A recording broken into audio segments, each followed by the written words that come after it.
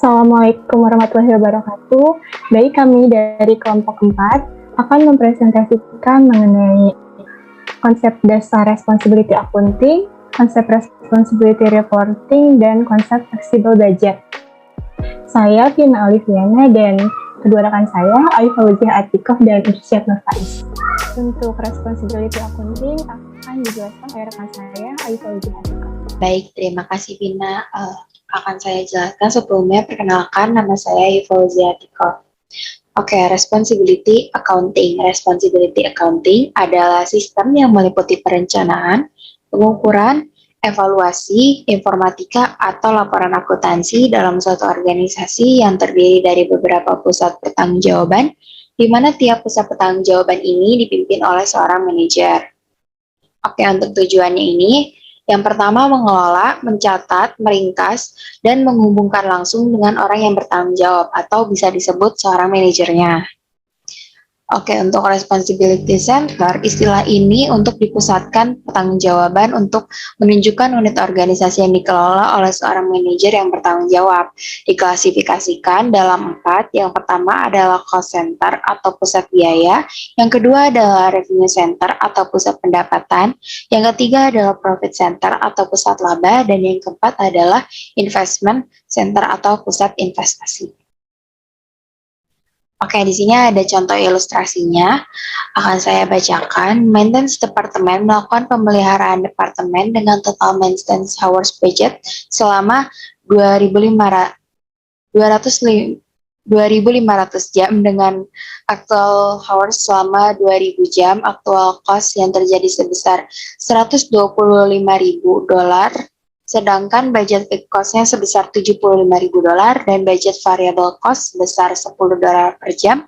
Berapa biaya pemeliharaan yang dibebankan ke departemen pemeliharaan? Oke, tarif departemen per jam fixed cost itu didapat dari $75.000 dibagi 2.500 jam. Ini yang didapatkan dari ilustrasi atas ya, sama dengan $30 per jam. Untuk variable cost-nya itu juga didapatkan dari ilustrasi di atas sama dengan $10 per jam. Oke, biaya yang dibebankan itu rumusnya adalah tarif dikali actual maintenance hour atau $40 per jam dikali 2.000 jam sama dengan $80.000. Perbandingan biaya yang dibebankan dengan biaya aktual untuk variance ini sama dengan actual cost dikurangi cost yang dibebankan. Jika bernilai positif itu unfavorable, jika bernilai negatif itu favorable. Oke, di sini biaya aktualnya itu kan $125 ini didapatkan dari soal ilustrasi sebelumnya. Nah, untuk biaya yang dibebankan ini didapatkan dari yang di atas, rumus di atas $80.000 dan variansnya adalah $45.000 itu didapatkan dari 125 dikurangi 80 sama dengan 45. Perbandingan dengan fixed cost budget dengan yang dibebankan. Untuk budget fixed cost itu kan tadi $75.000. Untuk fixed cost yang dibebankan itu $60.000 itu didapatkan dari $30 per jam dikali 2.000 jam. Sama dengan dikurangi 75 dikurangi 60 sama dengan $15.000 atau bisa dibuat ini variansnya. Terdapat sisa varians yang dibebankan ke manajer pemeliharaan itu sebesar $30.000 yang disebut spending variance. Terjadi karena inefisiensi departemen pemeliharaan, kenaikan biaya overhead, dialah menganggarkan overhead. Selanjutnya, responsibility reporting yang akan saya jelaskan.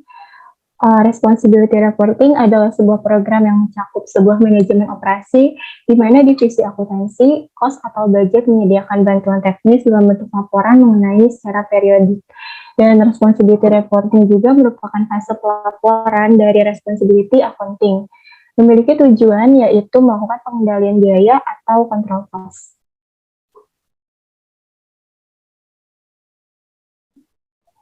Next.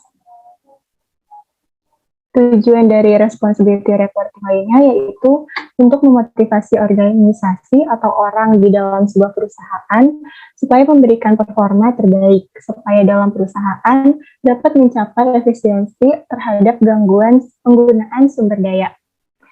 Dan untuk melakukan identifikasi jika terdapat inefisiensi dalam penggunaan sumber daya sehingga manajer dapat melakukan pengendalian dalam penggunaan kos.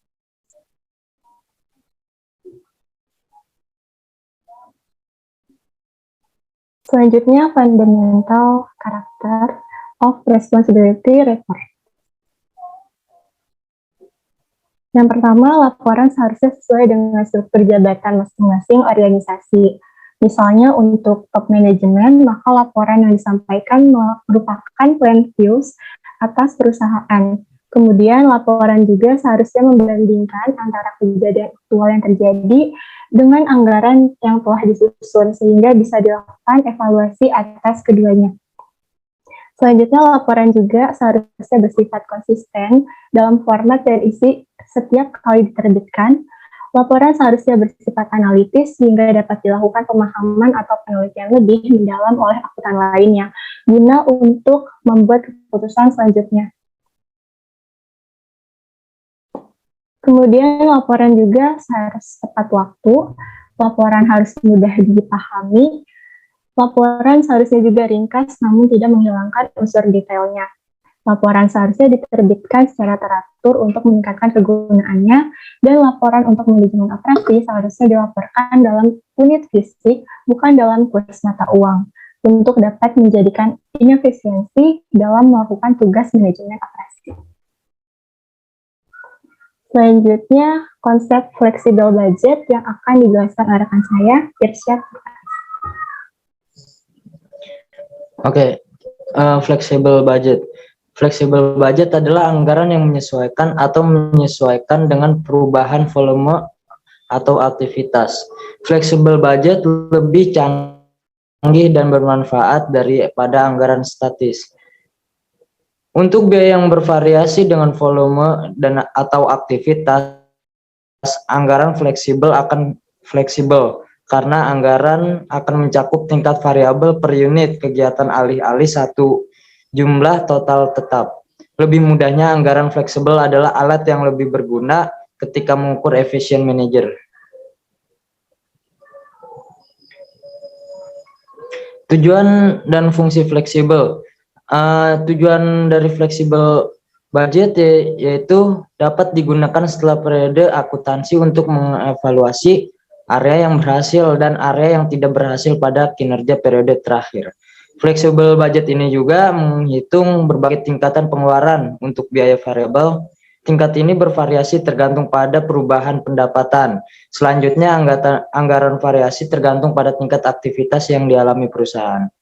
Adapun fungsinya, fungsi fleksibel budget ini memprediksi dampak perubahan volume. Bagaimanapun hal itu mempengaruhi pendapatan dan pengeluaran.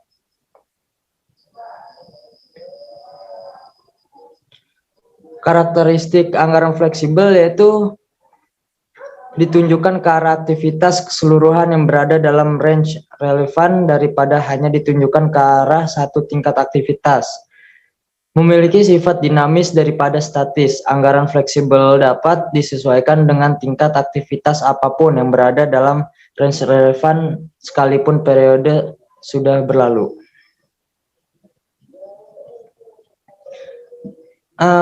Jenis-jenis anggaran fleksibel terbagi menjadi 3, yaitu bentuk formula, bentuk tabel, bentuk grafik. Bentuk formula ini terdiri dari gambaran unsur variabel dan unsur tetap dari setiap pos biaya. Yaitu bentuk kedua, bentuk tabel. Anggaran jenis ini tidak menonjolkan gambaran unsur variabel dan unsur tetap. Namun tabel tersebut akan memudahkan untuk melihat besarannya biaya dari masing-masing pos terhadap tingkat kegiatan atau output. Adapun bentuk grafik berfungsi sebagai bentuk anggaran untuk melengkapi kedua untuk bentuk anggaran.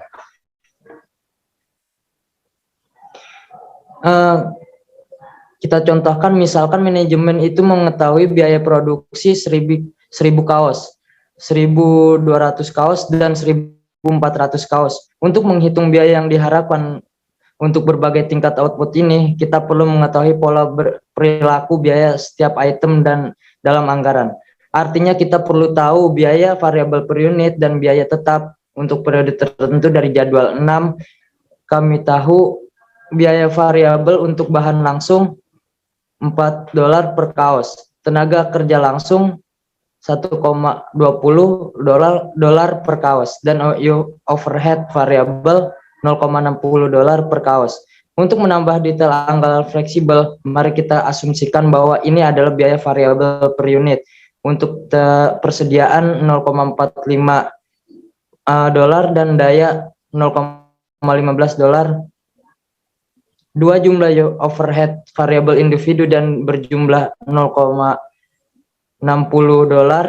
Overhead tetap dianggarkan di 1.645 per kuartal.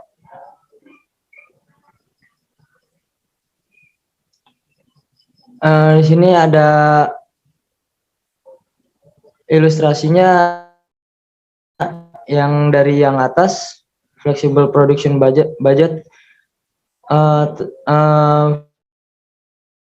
Variabel direction materialnya itu $4 dan $4.000, dan yang 1.200 $4.800, yang 1.400 $5.600. Dan bisa melihat sendiri dari contoh di sini.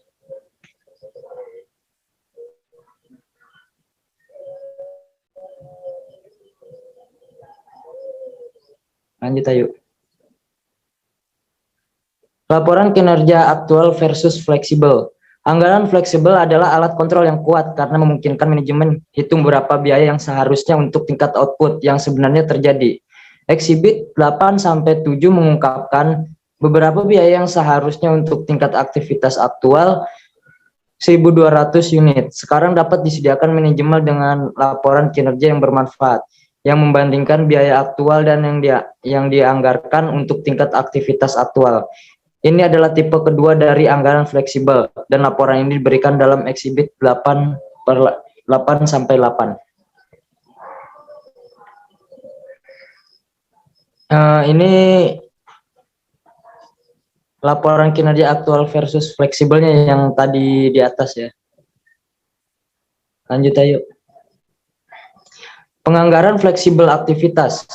Kemampuan untuk mengidentifikasi perubahan dalam biaya kegiatan karena perubahan hasil kegiatan memungkinkan manajer untuk lebih hati-hati merencanakan dan memantau peningkatan kegiatan. Penganggaran fleksibel aktivitas adalah prediksi dari biaya kegiatan apa yang akan terjadi ketika output kegiatan berubah. Analisis varian dalam kerangka kerja memungkinkan untuk meningkatkan tradisional pelaporan kinerja anggaran. Ini juga meningkatkan kemampuan untuk mengelola kegiatan. Dalam pendekatan berbasis fungsional, biaya yang dianggarkan untuk tingkat aktivitas aktual adalah diperoleh dengan mengasumsikan bahwa driver berbasis unit tunggal, unit produk atau tenaga kerja langsung per jam, mendorong semua biaya.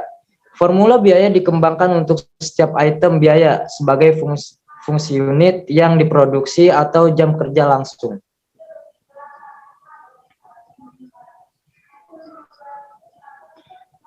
Ini fleksibel budget Director Lumber House. Anggaran fleksibel berdasarkan jam kerja langsung. Oke, masih. Adapun anggaran fleksibel berdasarkan jam kerja langsung yang tadi atas, prosedur estimasi biaya, metode tinggi rendah, metode kuadrat terkecil dan sebagainya dapat digunakan untuk memperkirakan dan memvalidasi formula biaya untuk setiap kegiatan.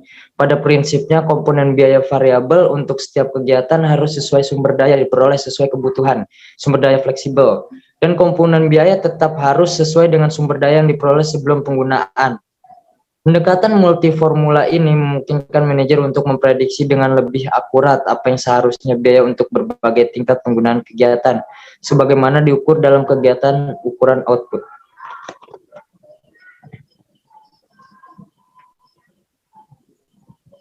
Ini anggaran fleksibel aktivitas jurnalnya. Lanjut. Laporan kerja berbasis aktivitas.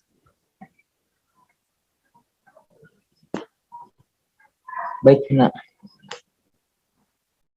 Baik, terima kasih. Cukup sekian yang dapat kami sampaikan mengenai konsep dasar responsibility accounting, konsep responsibility reporting, dan konsep flexible budget. Terima kasih. Wassalamualaikum warahmatullahi wabarakatuh.